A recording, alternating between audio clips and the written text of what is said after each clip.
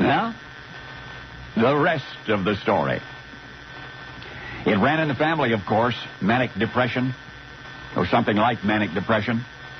Now Eugene was certain that he had succumbed to it. The highs, well, if only they'd last indefinitely, but naturally they didn't. In fact, they were inevitably followed by lows so low that Eugene feared the worst, that he was having a nervous breakdown. He was turning into his father, wasn't he? His father, Percy, a big band saxophone player who eventually sold his instrument and his dreams and settled for a third-rate accountant's job. A job so unsatisfying that he hardly minded getting fired and plunging his family into poverty. Nice fellow, Eugene's father. Nice to a fault. Would hand you his shirt in the desert even if the sun was blistering his own back. And for his niceness, what did he get? More people asking for his shirt and a standard greeting from his father-in-law, "Hey, loser." Pops just wanted folks to like him, didn't he? What was so wrong with that? Well, everything was wrong with that, Eugene surmised. Now, barely in his 20s, he realized that he was afflicted with that same disease. Please, somebody, like me. Maybe Eugene should just try to relax a little and make a painting or something. So he made a painting of his father, his dad holding a stopwatch and a starter's pistol.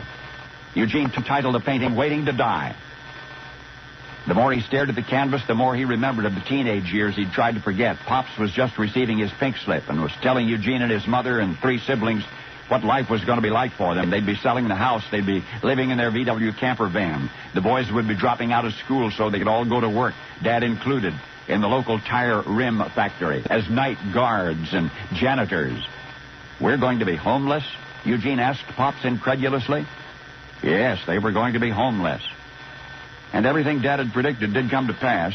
Slowly, relentlessly, the anger grew inside 13-year-old Eugene. Anger so intense that in the months that went by, he and his brother John sometimes got drunk on beer and went out on sprees of vandalism.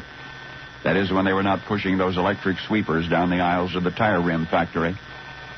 Suddenly, Eugene jolted from his dark reverie, still staring at the painting that he had once completed. His eyes drifted to the starter's pistol in his father's hand, but it wasn't a starter's pistol at all. It was a loaded gun, and his father in the painting was preparing to commit suicide. One way or another, Eugene decided this was not going to happen to him. Whatever it took, he would leave the painful memories of living in a camper van in Newmarket, Ontario, where they were in the past. And love Pops though he did, and always would, he would never, ever become his father. And he never did, except for once, in a character he created for a motion picture called The Mask.